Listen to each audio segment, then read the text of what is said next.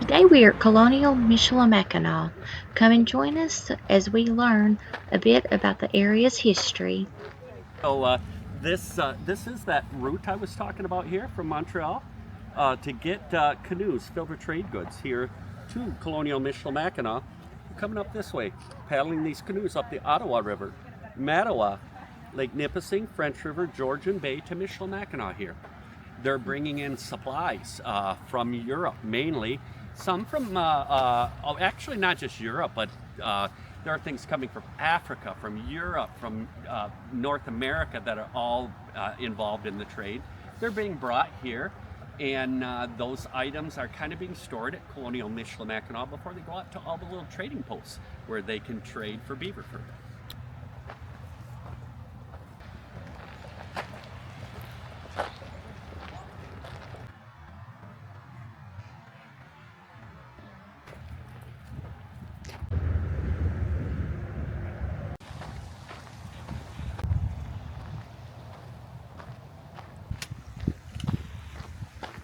So this is a short land pattern musket for infantry use, and this right here is the bayonet. This is a separate tool that we use for close combat.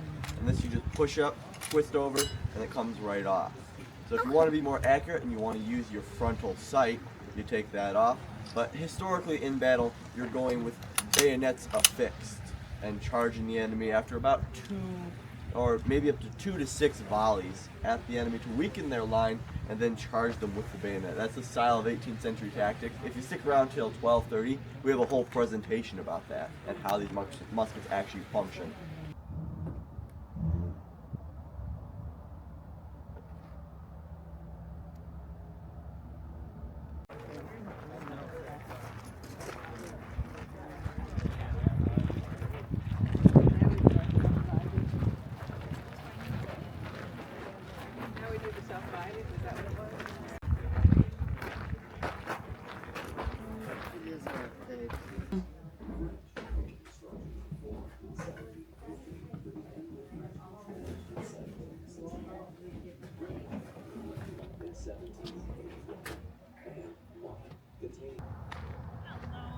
Hi! I'm enjoying it. Good day for you. It is. Good, good. Well, this space is all open for you to explore through. Thank What you. this shows out here is just a little bite-sized piece of my Anishinaabe culture and my community, specifically summertime culture, what that looked like. Outside the fort, as you walked out here, you would have seen a whole nother town, essentially. There's about 100 European-style homes that are built up over time. There's hundreds of these Nassau-Ogun frames, all of this other piece of the community that's out here. So this really is just a little bite-size. Awesome. Now, and hopefully as you were going through the fort, you saw or you heard this word Anishinaabe. That's our native peoples in the Great Lakes. Okay. Now one name applies to 3 nations, Ojibwe, sometimes called Chippewa, Odawa, and Potawatomi. It's kind of like when you say Europe, but you're talking about all those countries. Now, I'm just a little piece of all of that. My name's May, in English at least. I'm enrolled at the May? Yes, ma'am. I'm enrolled at the Little Traverse Bay Bands of Odawa. My tribe is one of 12 who's federally recognized in the state of Michigan City. Oh, wow. And so out here, I try to show, just that little piece of us. What we do is we use this type of home, we call it Nassau-Ogun. We would use her just in the warmer season, kind of like a camper to get from place to place. But we weren't in constant motion, Anishinaabe people. We weren't nomadic. Every time we were moving, it was usually in the summer season, and we're going from place to place real consistently. So actually, when I moved this house, I'd leave the pole frame here, and I would just take the bark and the reed mats with me. Oh, and then just find new ones when you at 'Cause your I new know that I'm coming location. back here, and I know that at the next campsite that my community has already been there most likely, and someone's left a frame for me. Oh, that is awesome. Yeah. So really, what you stepped out when you saw it, when you stepped out the side of the fort, you would have seen hundreds of these pole frames and only small groups of them being used on any given day as we were all coming and going. Because if I'm using a house like this, it meant I wasn't planning on being here for a long time. I had come up here at some point in the warmer season to spend a couple weeks maybe fishing or coming to do fur trade business, or government negotiations, or visiting my family for ceremony. And when you're here for just a couple weeks, it was a lot more practical just to bring a camper instead of fighting to pay rent for somebody.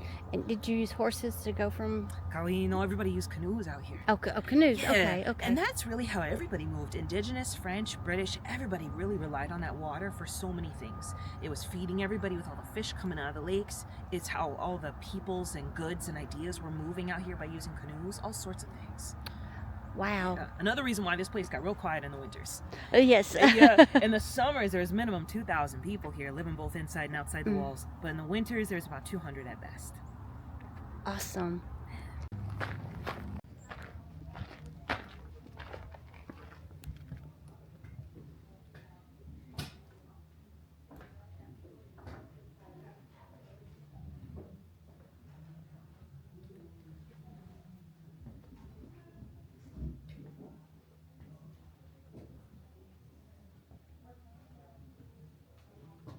So this would have been the soldier's house.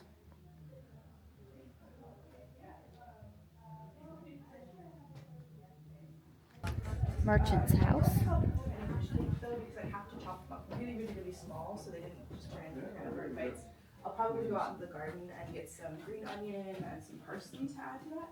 I also have a really convenient condiment that you see in French Canada called salted herbs, which is basically just herbs and salt. So last year, I went out to the garden and I just pulled all the different herbs and things that we've got. You know, I've got oregano or marjoram, parsley, chives, chive flowers, all kinds of things. You get them all chopped up really fine. So nowadays you can just throw them in a food processor, and then you layer them in a container. Layer of salt, layer of fresh herbs, layer of salt, layer of fresh herbs.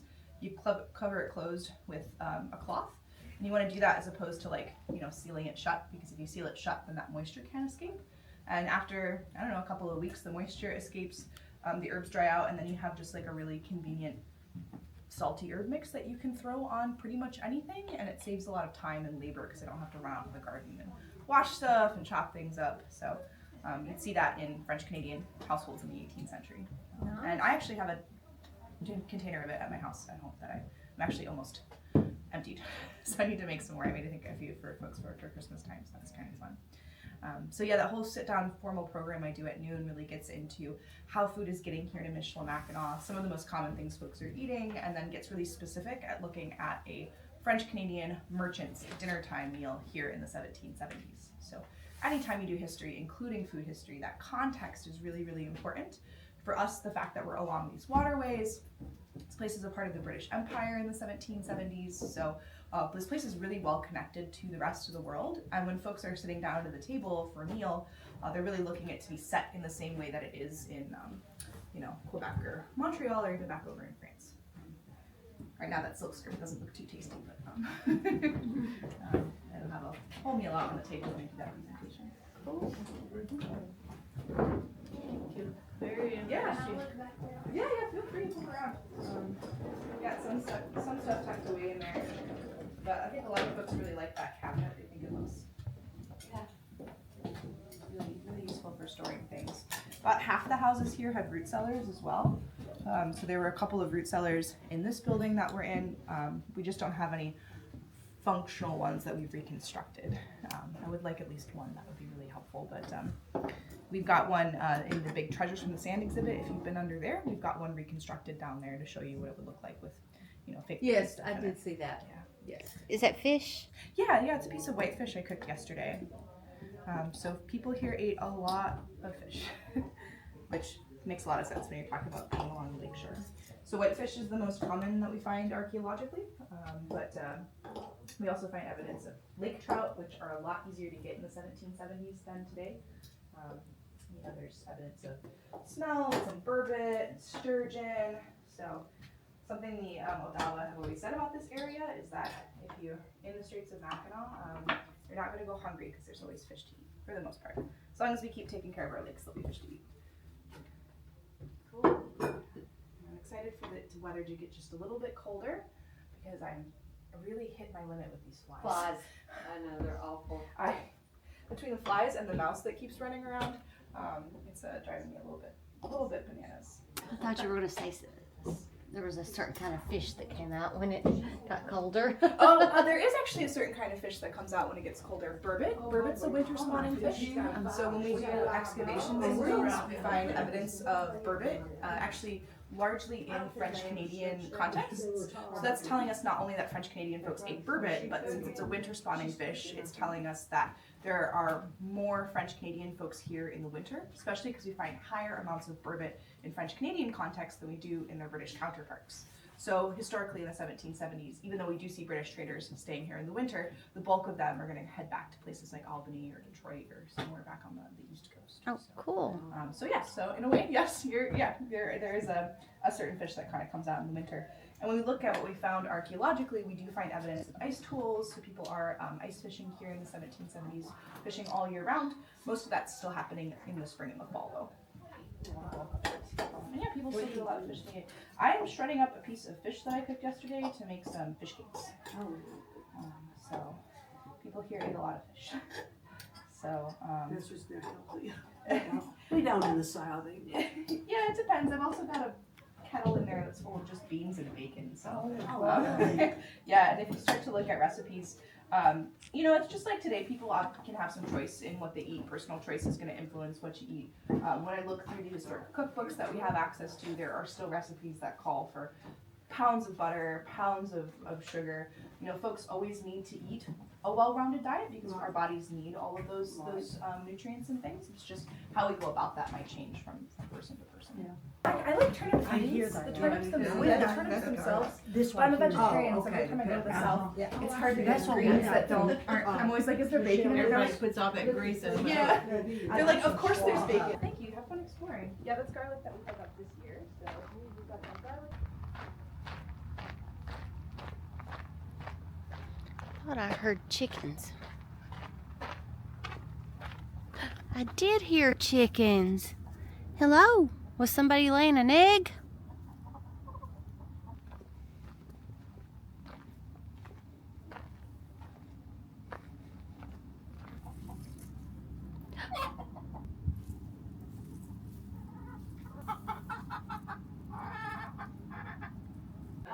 Still some more.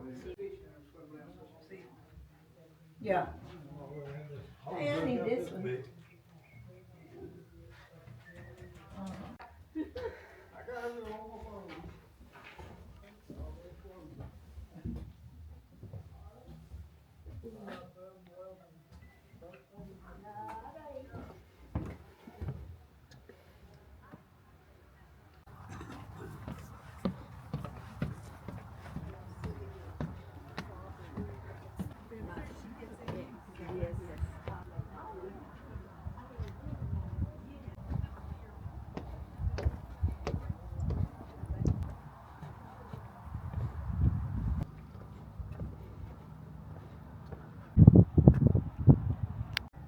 So I wonder if that was like the root cellar.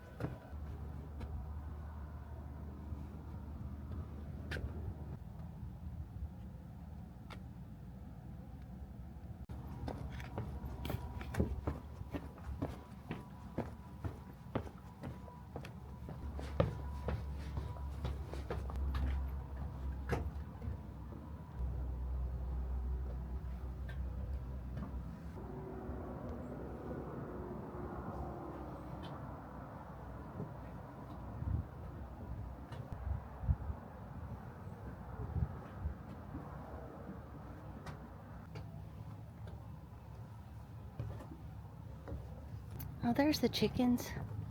They've moved.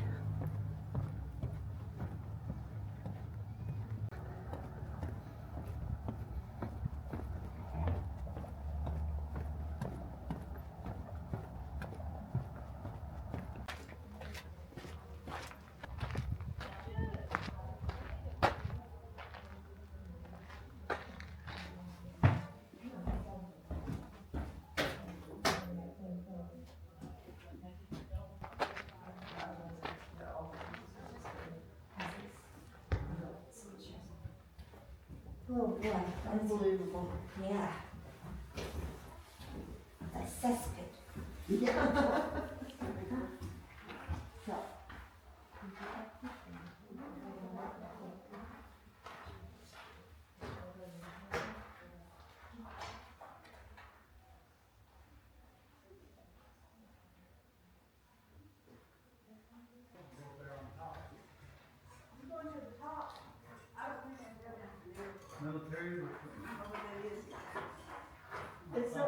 If there's glass over.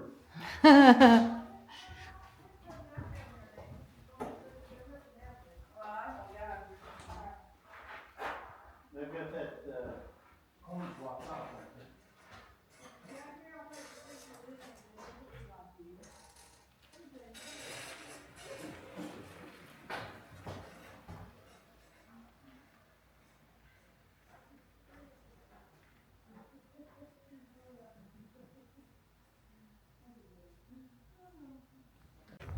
Maybe a kid was down there too. There were some buttons. Was there? Mm-hmm. I must have been in a hurry. The priest's house.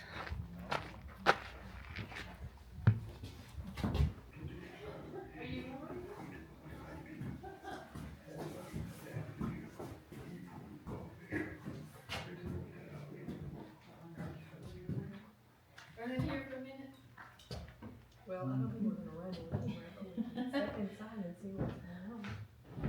Ooh, that's part of it. I guess it's still there. The wood.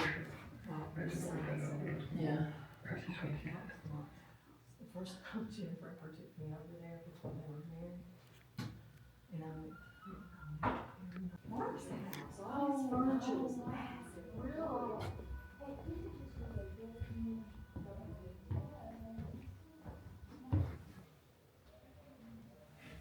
Yeah, they have an actual photograph of the, Church. photograph around.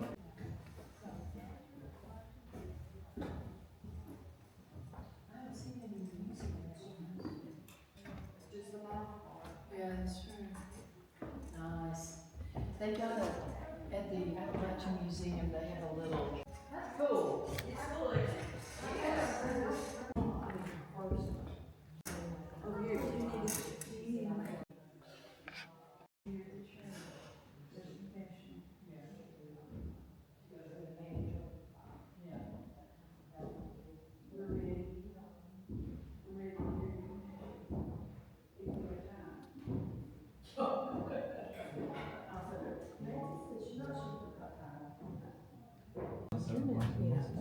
That wasn't important.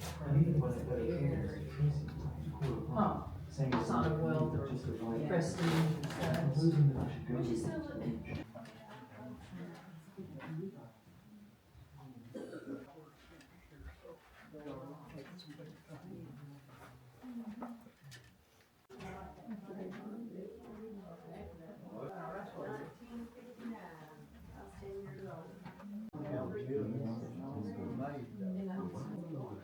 All of yours carefully sealed. It's too much work.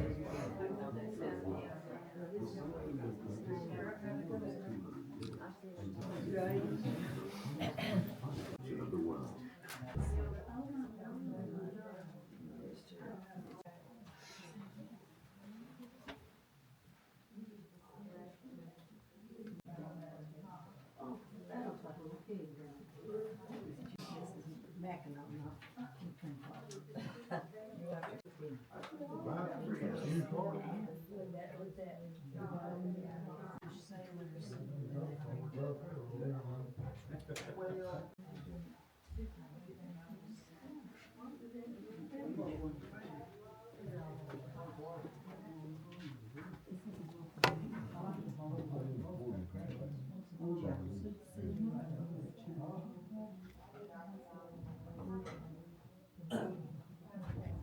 A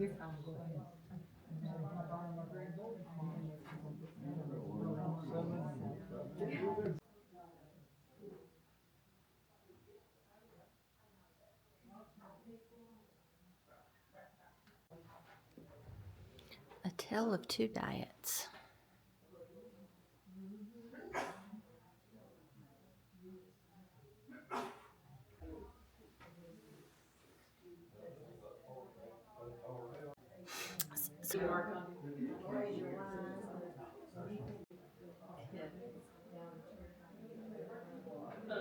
And then when I worked, went back home, then first my cousin worked for him here and found out he made them numbers. That was spigots? That copper spigots. In good shape.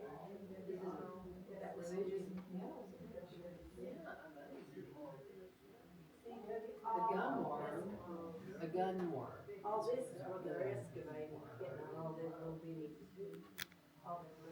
pieces. There's a door over here.